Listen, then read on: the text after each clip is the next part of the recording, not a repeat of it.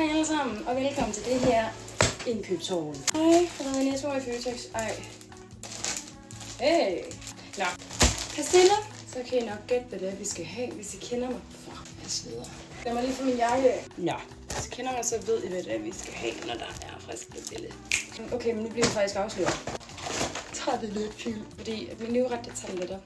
Og både min mor og jeg er meget trætte, så ingen af os magter at lave lidt fuld fra bunden af. Så 2 af dem.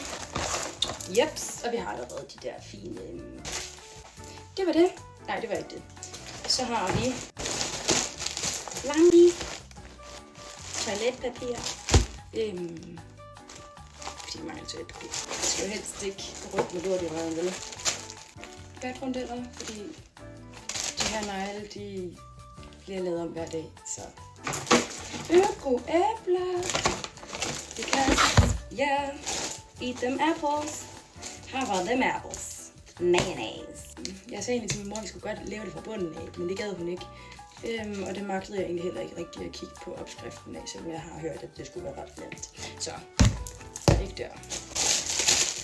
Jakkesalat. Bread. Rye bread. Ui. Ej, men ser det fint ud med alt det her foran, synes jeg. Frosne ærter. Det ved jeg ikke lige, hvorfor, men jeg kan godt lide ærter, så... Men det er ikke mig, der bedre om dem. Shit, det er faktisk ikke særlig meget. Skal vi finde ud af, hvor meget det var? Det er dårligt som matematik. 192.